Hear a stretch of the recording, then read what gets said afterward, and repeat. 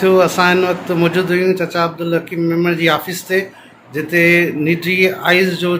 बहादुर chairman Abdul Basit Memon ऐं भाउ इरशाद कातर जे 9 तारीख़ ते नारो पंहिंजो बुलंद कयो, अटो सस्तो करियो, खंडु सस्ती करियो, माण्हुनि खे जीअण ॾियो। त उन ते असां वधीक पुछंदा आहियूं भाउ बासित मेमण खां, उन जो छा चवणु आहे। दोस्तों तारीफ़ कराएंगे मुझे मालूम कि बासित मेमण है वो कीता है मोहम्मद खान जी मां जेका सरकारी वठण आया चाचा अब्दुल हकीम मेमण जो दोस्त आया ऐं उन्हनि जी हींअर मोहम्मद खान में जेका लीगल फर्म आहे उहो मुंहिंजे नाले सां हलाइणु जीअं त तव्हां सभिनी दोस्तनि खे ख़बर हूंदी त 9 तारीख़ ते शाम जो हिते मोहम्मद खान में पाकिस्तान पीपल्स पार्टी जो चेयरमैन बिलावल भुट्टो सरदारी वो आयो ऐं उन सां जेके से गॾु जेके उन्हनि जा पीपल्स पार्टी जा माण्हू हुआ उन्हनि जी मौजूदगी में असां सोशल मीडिया ते काफ़ी वीडियोज़ वग़ैरह ॾिठियूं जिन्हनि में असांजो कानूनी आइन जेको आहे उहो असांखे जेको आहे फंडामेंटल राइट्स में असांखे फ्रीडम हर शइ जी ॾिए थो कि बाबा तव्हांखे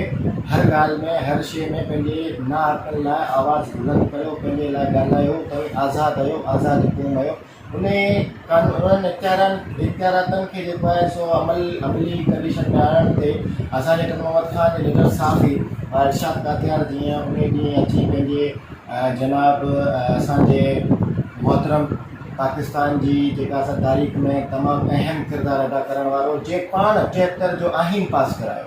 जिन्हनि जो नालो उन्हनि जी तारीफ़ जी ऐं सम्झण जी वधीक ज़रूरत कोन्हे, जिन्हनि जो नालो शेख ज़ुल्फ़िकार अली भुट्टो आहे ऐं उन्हनि जो ॾोहिटो आसिफ़ अली ज़रदारी साहब जेके असांजा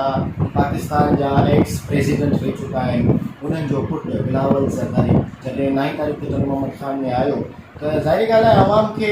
साफ़ियुनि खे असां वकीलनि खे जेके बि माण्हू आहिनि असांजा उहे लीडर आहिनि उन्हनि खे असांजा ग्रीवेंस रेड्रेस करण जो असां वटि हक़ु आहे। असीं उन्हनि खे ॿुधाए था सघूं कि बाबा असां सां हीअ मसइला आहिनि, तव्हां असांजा नुमाइंदा आहियो, तव्हां असांजा मसइला हल कराईंदा, महिरबानी करे असांजा मसइला हल करायो। जंहिं ॻाल्हि खे वठंदे असांजे मोहम्मद खान जे लीडर साहब बाबा इरशाद कातियार नारो आयो बाबा अटो सस्तो करियो, अटो सस्तो करियो। उन महल खां वठी हींअर ताईं जेसीं ताईं भाउ इरशाद सां असांजी मुलाक़ात थी, इन ॻाल्हि ते डिस्कशन थी, इन सॼे मामले जो हवालो जेको भाउ इरशाद असांखे ॿुधायो उहो पंहिंजी ज़बानी वरी तव्हां दोस्तनि खे ॿुधाईंदो। अचो त भाउ इरशाद सां पुछो था तव्हां सां छा थियो, छा न थियो।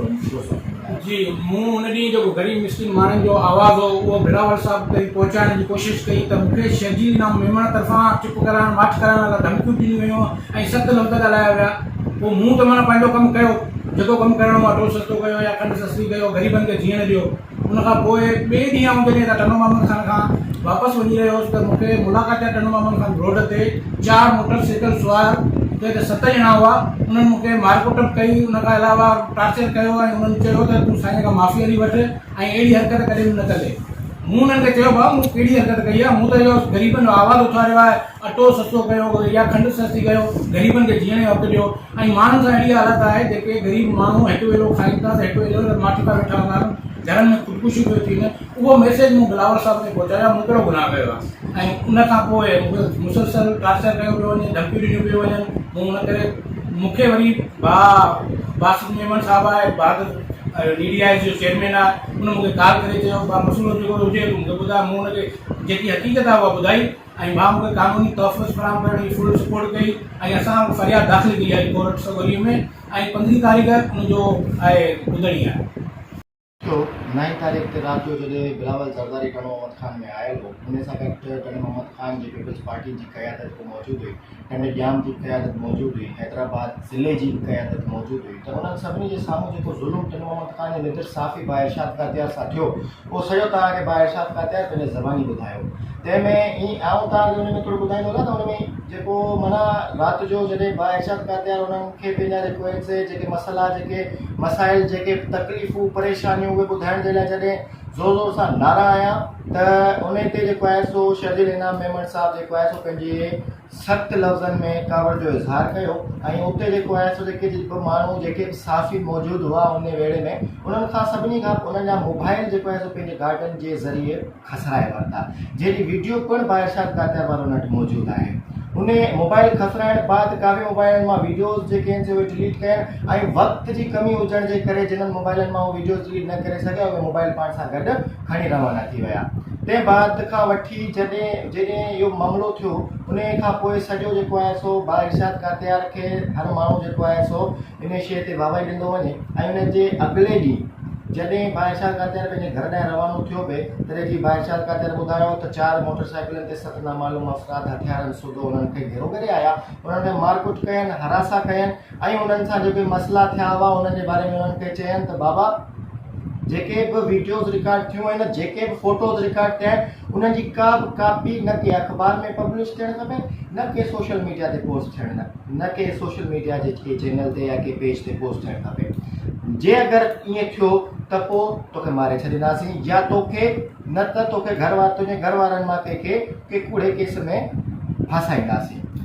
बादशाह कातियार चयोसि बाबो ॾोह कहिड़ो कयो आहे, उनखे जेको आहे सो सख़्तु लफ़्ज़नि में कावड़ में उन ते हथियार सदा करे उनखे मारियनि ऐं उन खां जेको आहे सो उनखे चयनि बाबा हली जेको आहे सो साईं खां माफ़ी घुर ऐं इन जी यकीन ध्यानु ॾिया त आईंदा अहिड़ो को बि कमु न थींदो। जिते बादशाह कातियार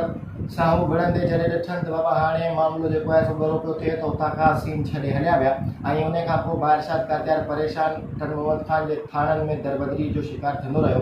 जेका मामिलो टन मोहम्मद ख़ान जी समाजी तंज़ीम नीति आहे जेका असीं हलायूं पिया दोस्त, उन्हनि खे ख़बर पई त असां बादशाह कातियार सां राब्तो कयो मामले जी जांच करण जे लाइ। जीअं असांखे मामिलो ख़बर पियो त असां उन मामलनि जो इमीडिएट नोटिस वठी बादशाह कातियार असांजे टन मोहम्मद ख़ान जो निडर साफ़ी आहे, अगरि बादशाह कातियार सां कुझु अहिड़ो थिए थो त सुभाणे ॿियो को माण्हू आवाज़ उथारण ते घबराईंदो। तंहिंजे करे असां इमीडिएट नोटिस वठी बादशाह कातियार जी फरियाद